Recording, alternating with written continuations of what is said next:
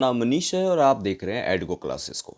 आज आपके वादे के अनुसार मैंने एमएड एंट्रेंस एग्जामिनेशन 2022 का प्रैक्टिस सेट करवाने जा रहा हूँ।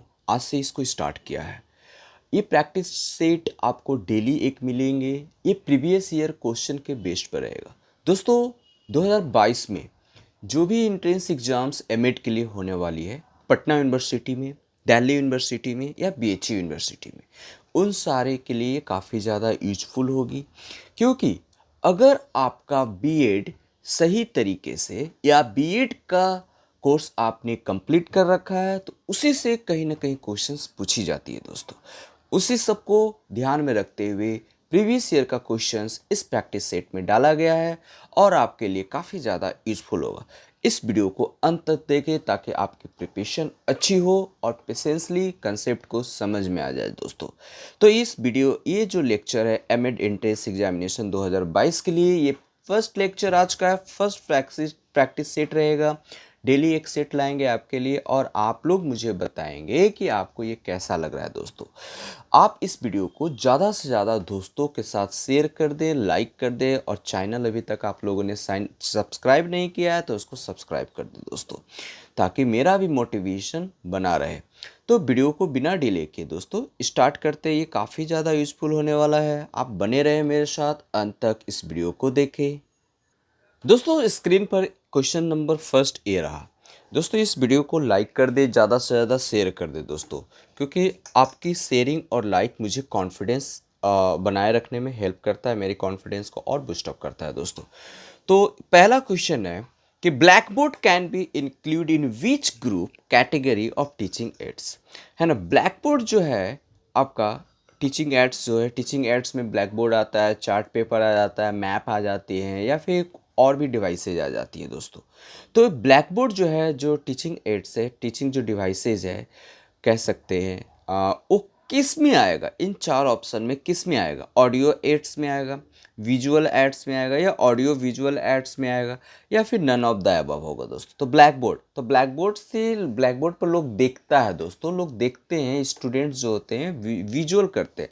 तो यहाँ पर जो आंसर हो जाएगा दोस्तों वो हो जाएगा विजुअल एड्स, यानी option B is correct answer. Next question पे आते हैं दोस्तों। नेक्स्ट क्वेश्चन जो है काफ़ी ज़्यादा इंपॉर्टेंट क्वेश्चन है और ये हमेशा एग्ज़ाम में देखने को मिला है, चाहे किसी भी यूनिवर्सिटी में हो, एमएड के एग्ज़ाम में ये देखने को मिला है। क्योंकि ये बीएड और सीटेट या कोई भी टीचिंग एग्जाम्स होती है उसमें इस टाइप का क्वेश्चन हमेशा बच्चों को परेशान करता है। अगर आपको पता है तो सही है, अगर नहीं है तो आपको परेशान करेगा। इसलिए इस टाइप के क्वेश्चन पर ज़्यादा से ज़्यादा फोकस करेंगे।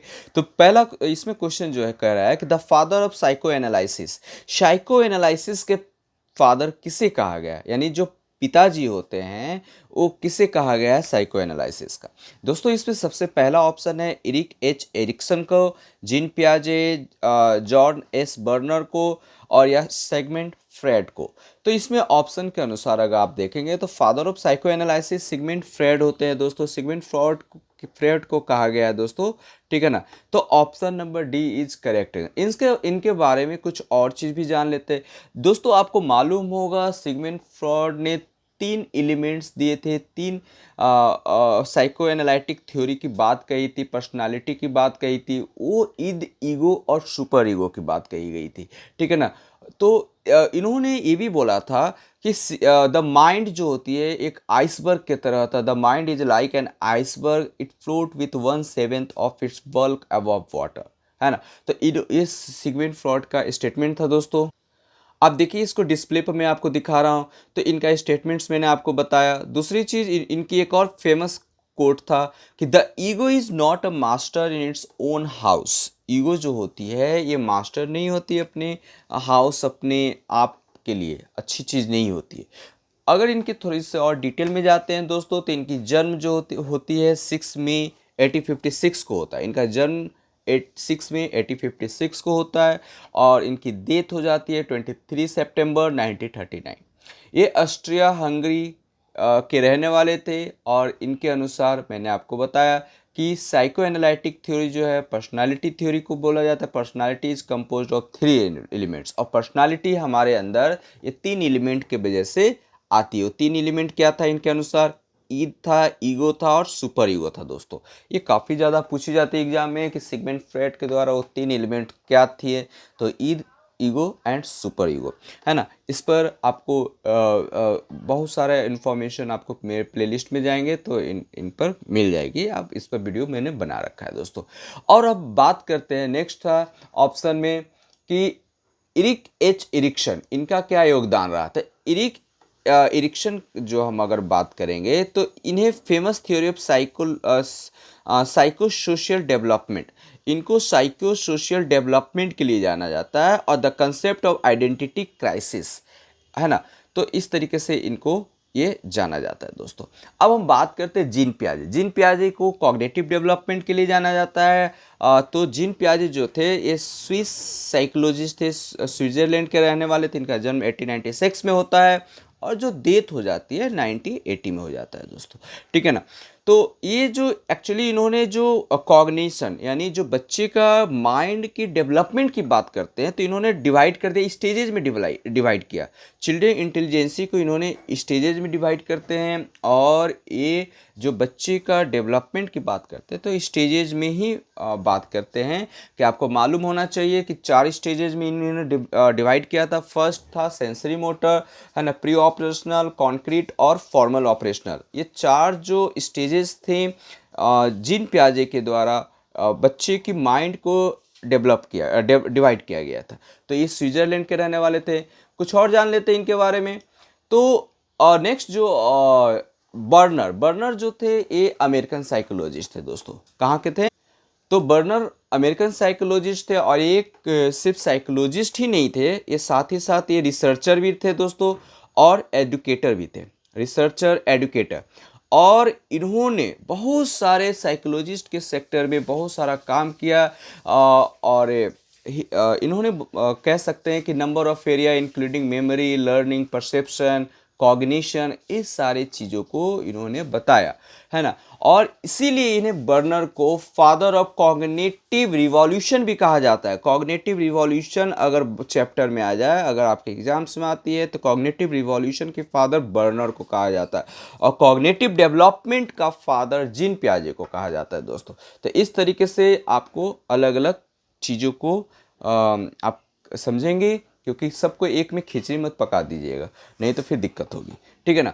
तो ये जो इनकी सिग्निफिकेंट, इनकी जो इम्पॉर्टेंट रोल रहा एक कॉग्निशन रिवॉल्यूशन, यानी जीन पियाजे से इंस्पायर्ड थे। सबसे बड़ी चीज़ जीन पियाजे से इंस्पायर्ड थे, और इन्हें अमेरिकन साइकोलॉजिकल एसोसिएशन रैंक जो था ये मतलब काफ़ी कह सकते हैं कि 20वीं सेंचुरी में काफ़ी मोस्ट फेमस और काफ़ी अच्छा माना गया है इनको, और एक इनकी रैंक जो 28 मोस्ट इमिनेंट साइकोलॉजिस्ट में जाना जाता है 20वीं सेंचुरी में। तो इस तरीके से इनके बारे में हो गया। तो सारे चारों ऑप्शन के बारे में आपको मैंने ब्रीफली डिस्कस कर दिया। ये ऑप्शन आपका था, ये था ऑप्शंस, है ना।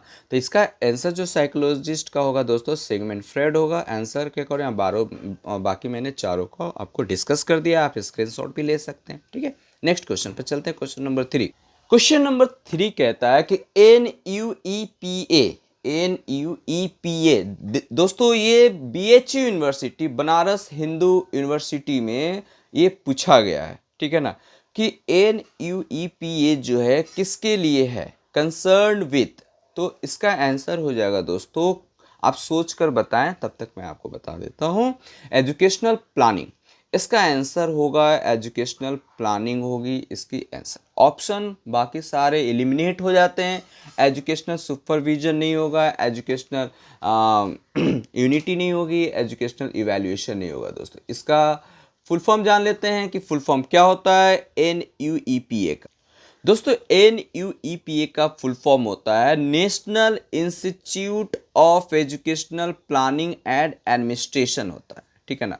तो इस तरीके से is a researcher focused university which is located in new Delhi. दोस्तों ये एक्चुअली जो रिसर्चर से रिलेटेड जो वर्क होते हैं उसको फोकस की जाती है। एजुकेशन या फिर कह सकते हैं कि जो एजुकेशनल प्लानिंग होता है उसके बारे में ये रिसर्च करने के लिए ये ऑर्गेनाइजेशन की गठन की गई थी। इसकी इस्टेब्लिश 1962 में होता है, 1962 में इसकी इस्टेब्लिश्ड होती है, और इसकी जो मुख्यालय है आपका नई दिल्ली में है ना, ठीक है। और आपको ये भी बता दें कि इसको जो एजुकेशनल प्लानिंग है दोस्तों 8 डिफरेंट एकेडमिक में बांटा गया है, यानी 8 भागों में इसको बांट दिया गया है। तो ये सारे इंपॉर्टेंट पॉइंट को आप नोट डाउन कर लेंगे, ठीक है ना। और ये इंस्टीट्यूट जो है इस्टेब्लिश्ड की गई थी मिनिस्ट्री ऑफ एजुकेशन के द्वारा, which is now known as the ministry of human resource department. तो इस तरीके से आपका ये इसका आंसर और एक्सप्लेनेशन आपके सामने अवेलेबल है। नेक्स्ट क्वेश्चन पर चलते हैं दोस्तों, क्वेश्चन नंबर 4 को देखते हैं। क्वेश्चन नंबर 4 कह रहा है कि विच of the following is not a level of teaching learning. In 4 option में से टीचिंग लर्निंग का लेवल नहीं है दोस्तों। तो आप ऑप्शन के अनुसार आप देखें, ऑप्शन फर्स्ट है differentiation level, memory level, reflective level या अंडरस्टैंडिंग लेवल।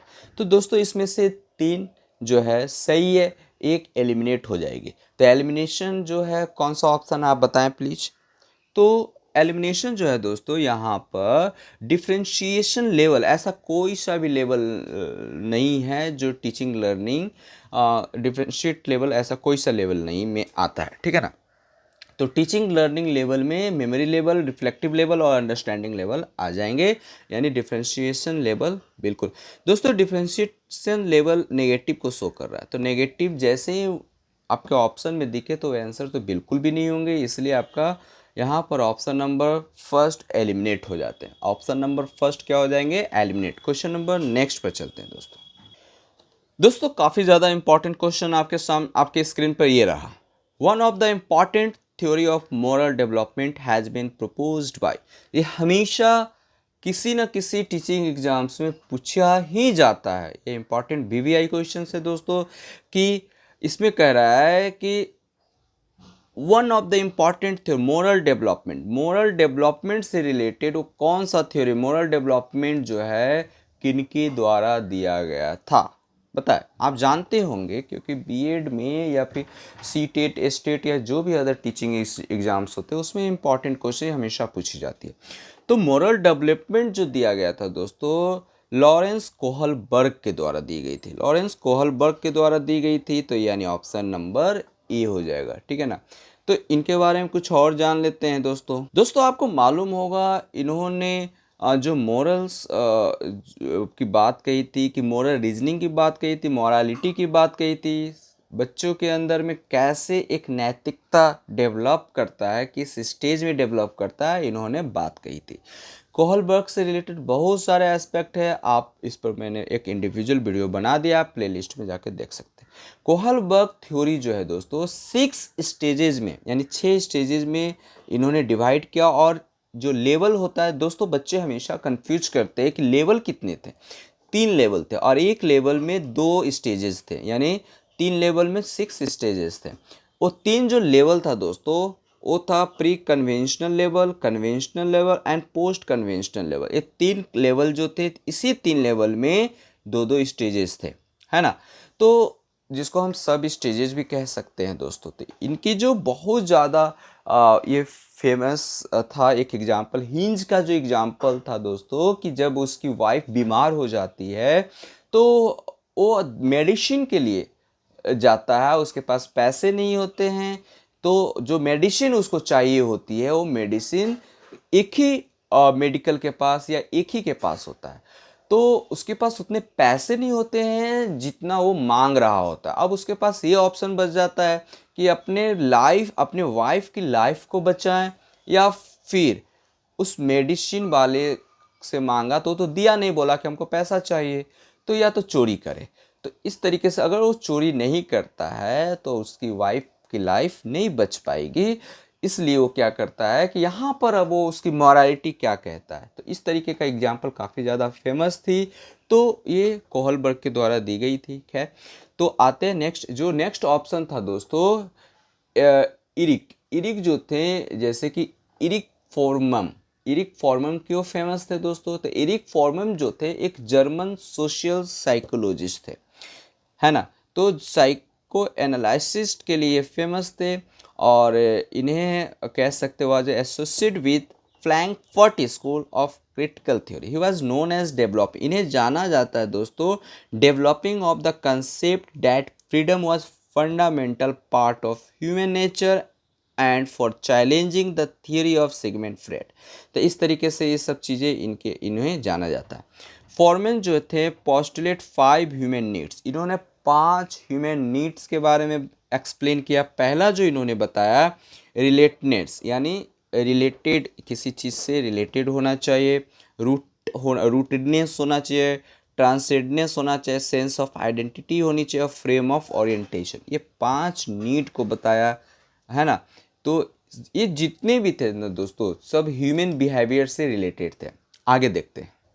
नेक्स्ट था डेनियल गोलमैन थे। डेनियल गोलमैन जो थे इमोशनल इंटेलिजेंसी थ्योरी के लिए जाने जाते हैं। इमोशनल इंटेलिजेंसी थ्योरी के लिए जाने जाते हैं। इन्होंने 5 कंपोनेंट्स दिया इमोशनल आईक्यू का। बात करें तो सेल्फ अवेयरनेस की बात कही इन्होंने, सेल्फ रेगुलेशन की बात कही, मोटिवेशन की बात कही, एम्पैथी की बात कही और सोशल स्किल्स।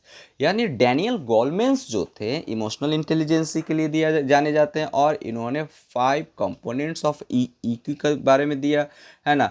तो उस 5 जो थे आईक्यू कह सकते हैं, जो इमोशनल इंटेलिजेंसी थ्योरी से रिलेटेड था, जो डैनियल गोलमैन ने दिया था, वो था 5 अवेयरनेस था, सेल्फ रेगुलेशन था, मोटिवेशन था, एम्पैथी था और सोशल स्किल्स था, है ना।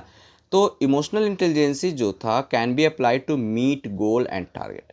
इन्होंने बोला कि इमोशनल इंटेलिजेंसी जो है दोस्तों, कि ये क्या करता है, can be applied to meet goals and target as well as create a happier and healthier working culture. यानी जो टारगेट है, जो गोल्स है, उसको पाने के लिए उसको अप्लाइड किया जाता है इमोशनल, है ना। और दूसरी चीज़ है, साथ ही साथ आपको हैप्पियर और हेल्दियर बनाने के लिए भी आपके काम को हेल्दियर और हैप्पियर बनाने के लिए भी इसका यूटिलाइज की जाती है। तो ये सारी चीज़ें थी। अब हम बात करें ब्लूम्स टैक्सोनॉमी। तो ब्लूम टैक्सोनॉमी काफ़ी ज़्यादा फेमस था, आपके एग्जाम्स में हमेशा पूछी जाती है, बीएड या फिर कोई भी टेक्स्ट एग्जाम्स होते हैं टीचिंग से रिलेटेड। तो ब्लूम्स टैक्सोनॉमी जो थे, ये हायरार्किकल इनका मॉडल जो था बहुत ज़्यादा फेमस थी और असेसमेंट में भी ब्लूम्स टैक्सोनॉमी आपको पूछी जाती है ना। और इस the basics knowledge and comprehension to advance evaluation and creation, ये सारी चीज़ें थी। बेंजामिन ब्लूम्स की अगर हम बात करें दोस्तों, तो ये ज़्यादा मतलब ओल्ड नहीं रहे हैं। इनकी जो डेट ऑफ बर्थ रहा है 21 फरवरी 1913 का रहा है और इनकी जो डेट ऑफ डेथ रहा है 1999 में इनकी मृत्यु हो गई है। ये अमेरिकन एजुकेशनल साइकोलॉजिस्ट थे, है ना। तो सिग्निफिकेंट कंट्रीब्यूशन जो क्लासिफिकेशन ऑफ एजुकेशनल ऑब्जेक्टिव, अगर एक वर्ड में जाने तो ब्लूम्स टैक्सोनॉमी या बेंजामिन ब्लूम्स क्यों जाने जाते, तो एजुकेशनल ऑब्जेक्टिव को इन्होंने क्लासीफाई किया and the theory of mastery learning. और ये मास्टरी लर्निंग जो थ्योरी था, जो इनके द्वारा दी गई थी, इन सारे चीज़ों के लिए ये जाने जाते हैं दोस्तों। नेक्स्ट क्वेश्चन पर चलते हैं। नेक्स्ट क्वेश्चन स्क्रीन पर ये रहा दोस्तों, कह रहा है कि why is the use of different method useful in teaching, है ना। अलग अलग मेथड का टीचिंग में क्यों यूज किया जाता है, क्यों ज़रूरी क्यों है और उसकी बेनिफिट क्या है ना।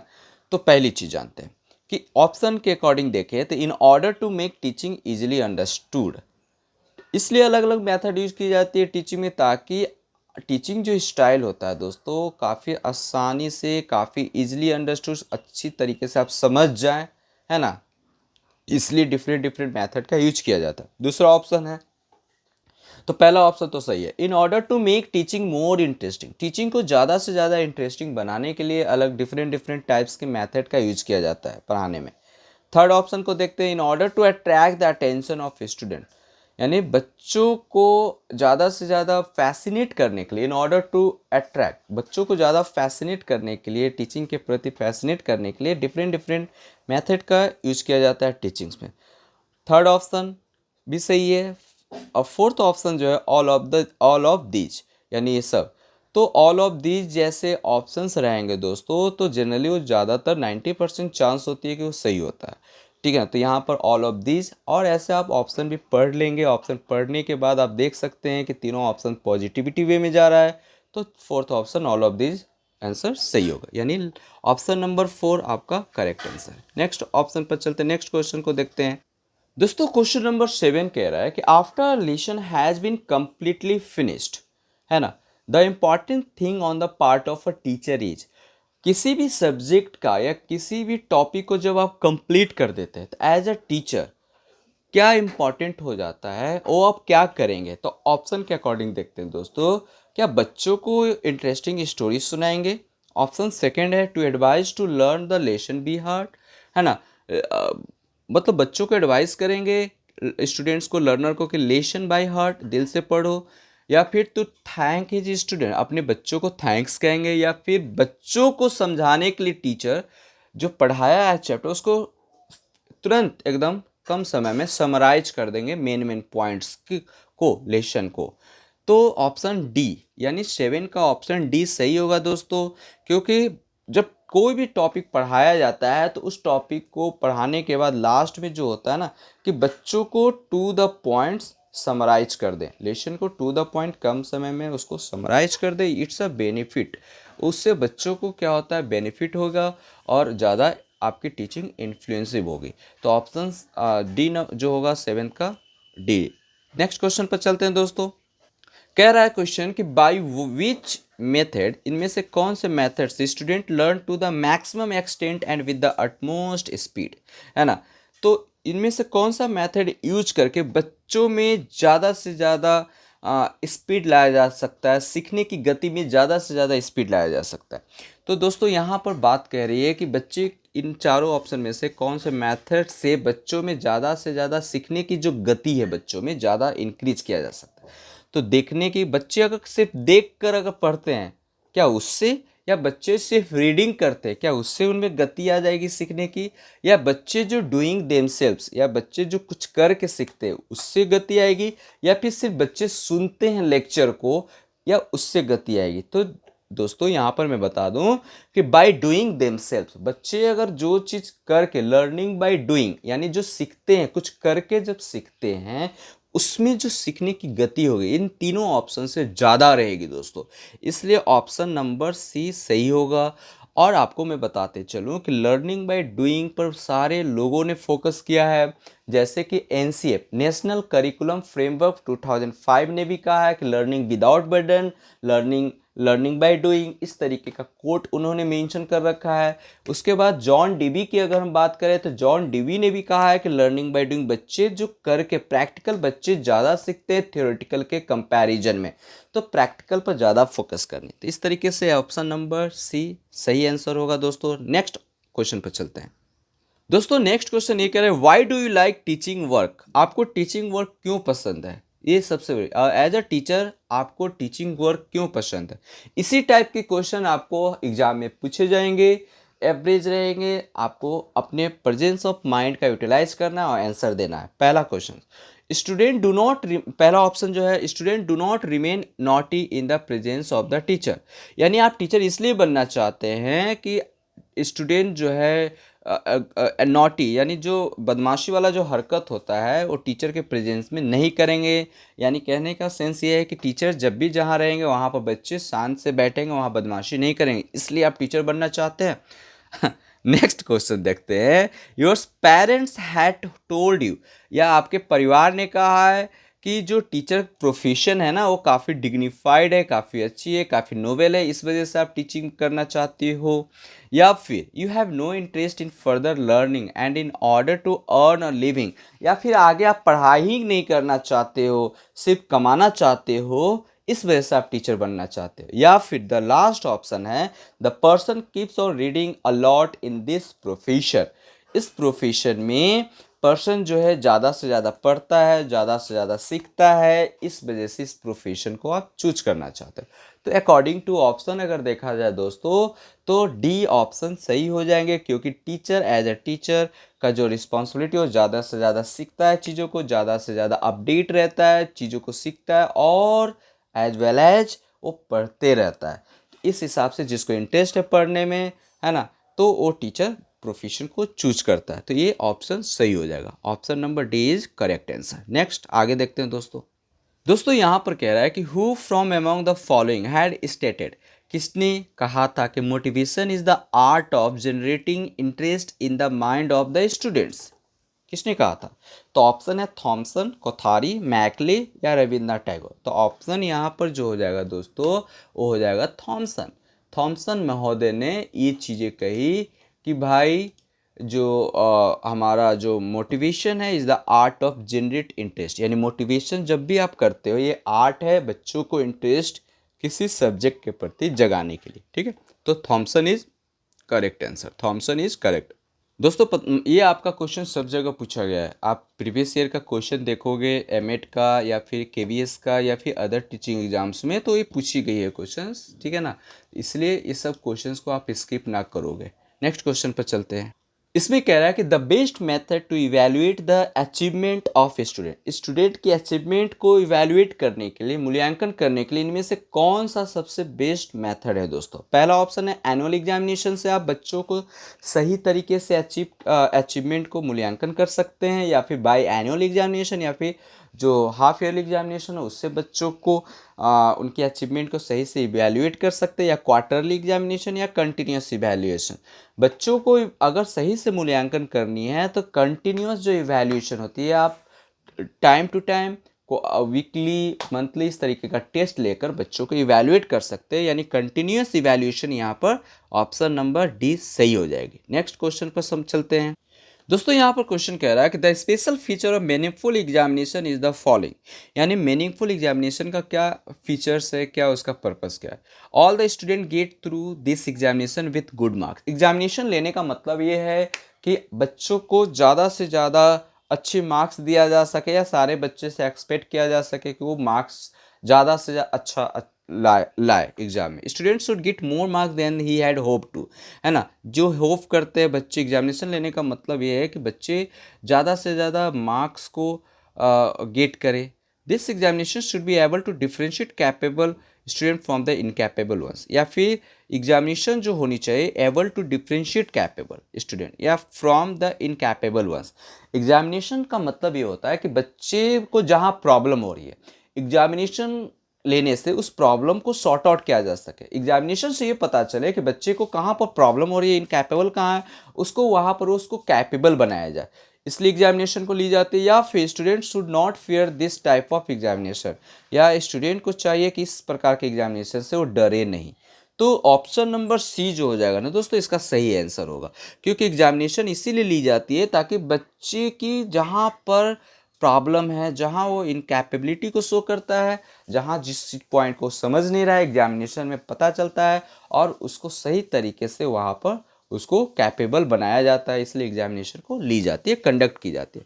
क्वेश्चन नंबर 13 पर चलते हैं। दोस्तों इस वीडियो को ज़्यादा से ज़्यादा लाइक करें, शेयर करें, क्योंकि अगर ये वीडियो आपको पसंद आ रही है तो ज़्यादा से ज़्यादा लोगों के पास इसको पहुँचाएँ, है ना। नेक्स्ट क्वेश्चन नंबर 13 कह रहा है psychology is the study of. दोस्तों साइकोलॉजी क्या है, किस चीज़ की स्टडी को साइकोलॉजी कहते हैं। तो आपको मैं बता दूं कि ह्यूमन की जो बिहेवियर होता है ना, वो कैसा बिहेव करता है ह्यूमन, उसकी स्टडी को हम क्या कहते हैं, साइकोलॉजी कहते हैं। यानी सेकेंड ऑप्शन इज करेक्ट, बाकी सारा गलत है। ह्यूमन पोस्चर का मतलब होता है सही से बैठना उठना। ह्यूमन परफॉर्मेंस या ह्यूमन रिलेशंस गलत है दोस्तों, यानी ह्यूमन बिहेवियर का स्टडी करना साइकोलॉजी कहलाता है, ठीक है ना। नेक्स्ट ऑप्शन पर चलते हैं क्वेश्चन पर। दोस्तों नेक्स्ट क्वेश्चन काफ़ी ज़्यादा इंपॉर्टेंट है, इसमें आपको प्रॉब्लम आ सकती है, लेकिन यहाँ पर मैं आपको अच्छे तरीके से समझा देता हूँ। Which of the following somatotype has not been mention by Sheldon. Sheldon के द्वारा इसमें से कौन सा सोमोटोटाइप नहीं दिया गया। दोस्तों सोमोटोटाइप का मतलब होता है कि साइकी ऑफ बॉडी, या फिर कंडीशंस ऑफ बॉडी, यानी बॉडी की जो स्ट्रक्चर्स होती है, पर्सनालिटी होती है, कह सकते पर्सनालिटी नहीं स्ट्रक्चर, साइकी कह सकते हैं, बनावट जो होती है उसके बारे में बात कर रहे हैं। तो यहाँ पर सेल्डन के द्वारा इनमें से 3 जो उनके द्वारा दी गई है, एक उनमें से उनके द्वारा नहीं दी गई, उसी का यहाँ पर आंसर फाइंड आउट करना है। तो यहाँ पर क्या है, तो दोस्तों मैं बता दूं कि सेल्डन महोदय ने, जो विलियम सेल्डन, इनका पूरा नाम विलियम सेल्डन था, इन्होंने जो 3 मेन टाइप पर्सनालिटी की बात कही थी, 3 मेन टाइप की पर्सनालिटी की बात कही थी, इंडोमॉर्फ, मेसोमॉर्फ और एक्टोमॉर्फ। इन 3 चीज़ों को उन्होंने बात कही। ओमोमॉर्फ जो है ना वो नहीं है, ओमोमॉर्फ नहीं होगा।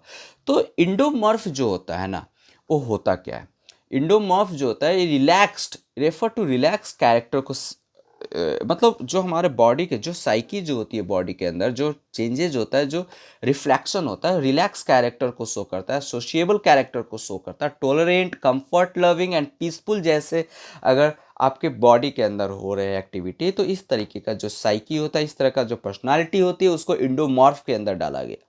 मेसोमॉर्फ क्या होता है, ये भी पर्सनालिटी की बात थी, ये पर्सनालिटी का टाइप है। इसमें इन्होंने एक्टिव टाइप को डिस्कस किया है, assertive, vigorous, combative and their body musculars की बात कही। एक्टोमॉर्फ की अगर हम बात करें तो एक्टोमॉर्फ में इन्होंने quite type, fragile, restrain, non assertive, sensitive, है ना, इस तरीके का डेलिकेट एंड पुअर मसल्स, यानी इसमें एक्टो मतलब रिलेटेड टू मसल्स से की बात कही गई। तो इस तरह का 3 मेन पर्सनालिटी की बात कहा जाता है विलियम शेल्डन के द्वारा। देख लेते हैं इसका डिस्क्राइब, इसको आप स्क्रीनशॉट ले लो फटाफट, ठीक है। नेक्स्ट आगे अगला क्वेश्चन पर चलते हैं। दोस्तों यहाँ पर बात करें कंडीशन रिस्पांस थ्योरी किसके द्वारा दी गई, थर्नडाइक, पाब्लो, जंग या मैकडूगल। दोस्तों यहाँ काफ़ी ज़्यादा इंपॉर्टेंट क्वेश्चन ये आ गया आपके सामने कि कंडीशन रिस्पांस, इसमें याद होनी चाहिए कंडीशन जो था, कंडीशन रिस्पांस डॉग पर ज़्यादा एक्सपेरिमेंट किया गया था पैवलोव के द्वारा। तो यहाँ पर आंसर क्या हो जाएगा, पैवलोव। पैवलोव के द्वारा इन्होंने कैट पर भी एक्सपेरिमेंट किया था दोस्तों। कुछ और भी देख लेते हैं इनके बारे में, है ना। तो थर्नडाइक के बारे में अगर हम कुछ जानते हैं तो इन्होंने जो थर्नडाइक महोदय ने थ्योरी ऑफ कनेक्शनिज्म के डिस्कस किया था, है ना। तो कैट्स पर थर्नडाइक के द्वारा जो है ना कैट्स पर एक्सपेरिमेंट किया गया था, कनेक्शनिज्म की बात कही गई थी, बिहेवियर, एक्चुअली ये सारे लोग बिहेवियरिस्ट हैं, है ना। तो थ्योरी ऑफ कनेक्शनिज्म की अगर हम बात करें तो थर्नडाइक आ जाएगा। तो इस इनमें एनिमल बिहेवियर कैसे, एनिमल के बिहेवियर में कैसे चेंजेज आते हैं, ये इन्होंने थर्नडाइक महोदय ने एक्सपेरिमेंट किया था। तो कैट पर थर्नडाइक महोदय ने और डॉग पर पाब्लो महोदय ने किया था, ठीक है ना। कार्ल गस्टॉव जंग, जंग जो जंग आपका बात हो रही है वो लड़ने वाली जंग नहीं, है ना। तो यहाँ जंग महोदय ने ये पहले जान लेते हैं कि ये स्विस के रहने वाले थे, स्वीडन के थे, और इन्हें जो पर्सनल एंड कलेक्टिव अनकॉन्शियस, एक्स्ट्रावर्जन्स और इंट्रोवर्जन, इस तरीके का जो बिहेवियर होते हैं ह्यूमन बींग्स का, उसके पर इन्होंने बात कही। और जंग जो बिलीव करते थे ह्यूमन साइकी पर, ह्यूमन का जो स्ट्रक्चर होता है, बनावट होती है, माइंड की जो बनावट होती है उसकी बात करें, बॉडी की जो बनावट होती है, माइंड सोल की बात कही गई थी। इन्होंने अंदर जैसे कि ईद ईगो, और जैसे सिगमंड फ्रायड ने ईद ईगो और सुपर ईगो की बात कही थी, तो इन्होंने बोला कि ईगो और पर्सनल अनकॉन्शियसनेस और कलेक्टिव अनकॉन्शियस, पर्सनल अनकॉन्शियस और कलेक्टिव अनकॉन्शियस और ईगो, इन्होंने 3 पार्ट को बोला कि जो ह्यूमन का जो माइंड्स होता है, माइंड और सोल होता है, ये 3 पार्ट से बने होते हैं, ईगो से होते हैं, पर्सनल अनकॉन्शियस से होते हैं और कलेक्टिव अनकॉन्शियस से बने होते हैं। मैकडूगल की अगर हम बात करें तो इंट्रोडक्शन टू सोशल साइकोलॉजी के लिए इन्हें जाना जाता है। इन्होंने डार्विन की जो थ्योरी थी उसको आगे बढ़ाया, उस पर एक्सपेरिमेंट किया। तो इसीलिए जो ह्यूमन बिहेवियर था ये भी बिहेवियरिस्ट थ्योरी थे, है ना। और इसके इनकी और बात करें तो इंस्टिंक्ट थ्योरी ऑफ मोटिवेशन जो था इनके द्वारा दी गई थी, मैकडूगल के द्वारा। और विलियम जो डूगल थे, तो इन्होंने drives all behaviour and McDougall says instincts as a purpose and goal directed, इनके द्वारा बोला गया कि भाई ये गोल डायरेक्टेड होता है ना। आप मतलब जो बिहेवियर होता है वो गोल डायरेक्टेड होता है और पॉजिटिविटी में आगे की ओर ये बढ़ता है। तो इस तरीके से इसका आंसर आपका आपने देखा ही, इसका पैब्लोव हो जाएगा कंडीशन रिस्पांस। बाकी 3 ऑप्शन को भी मैंने यहाँ एक्सप्लेन, जहाँ जहाँ एक्सप्लेनेशन की ज़रूरत है वहाँ वहाँ आपको मैं प्रोवाइड कर रहा हूँ ताकि आपकी नॉलेज और अच्छे से इम्प्रूव होता चला जाए, ठीक है ना। तो आई होप ये वीडियो आपको पसंद आया होगा। क्वेश्चन नंबर 15 तक मैंने इस लेक्चर नंबर सेट नंबर 1 में करवाया। आप मुझे कमेंट करके बताएंगे ज़रूर कि ये वीडियो आपको कैसा लगा। नेक्स्ट वीडियो के लिए फिर से मिलते हैं, तब तक के लिए अपना ख्याल रखेंगे, मन से पढ़िए। जय हिंद दोस्तों।